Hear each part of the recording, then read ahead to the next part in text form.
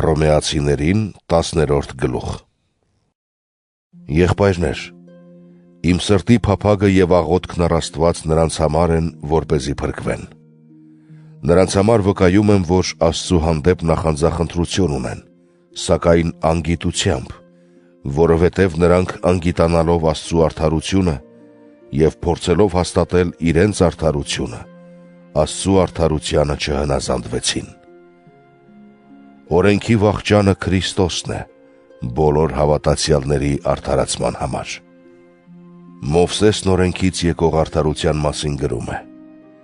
«Ով գործադրի, նրանով կփրկվի»։ Իսկ հավատից եկող արդարության մասին այսպես է ասում. «Մի ասա քո սրտում, ով է երկինք ելնելու, այսինքն Քրիստոսին իջեցնելու, կամ ով է անդունդն իջնելու, այսինքն Քրիստոսին մեռելներից վեր հանելու»։ Իսկ ինչ է ասում Սուրբ Գիրքը.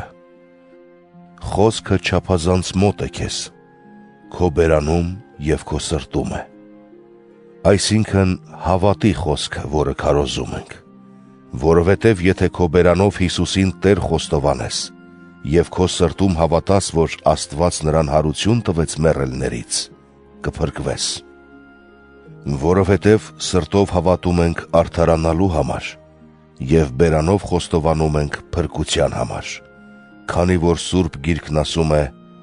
«Ամեն ոք, որ հավատա նրան, չի ամաչելու»։ Խտրություն չկա հրեայի ու հեթանոսի միջև, որովհետև նույնն է բոլորի Տերը, ձեռնահաս բոլոր նրանց հանդեպ, ովքեր կանչում են իրեն, քանի որ ամեն ոք, ով կանչի Տիրոջ անունը, կփրկվի։ Բայց ինչպես կկանչեին նրան, ում չհավատացին, կամ ինչպես կհավատային նրան, ում մասին չլսեցին, կամ ինչպես կլսեին առանց որևէ մեկի քարոզելու, կամ ինչպես կքարոզեին, եթե չառաքվեցին, ինչպես որ գրված է.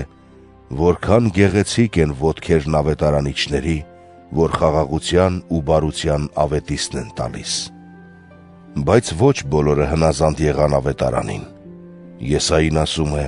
«Տեր, ով հավատաց մեր քարոզությանը»։ Հավատը ուրեմն քարոզությունը լսելուց է, և քարոզությունը Քրիստոսի խոսքից։ Բայց հարցնում եմ.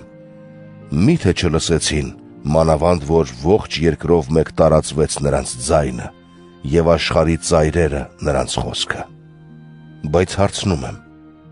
մի՞թե Իսրայելը չիմացավ։ Նախ Մովսեսն ասում է. «Ես ձեր նախանձը գրգռելու եմ մի ժողովրդով, որ ժողովուրդ չէ, և անմիտ մի ազգով ձեզ կսկիծ եմ պատճառելու»։ Իսկ Եսային համարձակվում է և ասում. «Ինձ գտան նրանք, ովքեր ինձ չէին փնտրում, հայտնվեցի նրանց, ովքեր ինձ չէին հարցնում»։ Բայց Իսրայելի մասին ասում է. «Ամբողջ օրը ձեռքերս երկարեցի անհնազանդ ու խռովարար մի ժողովրդի»։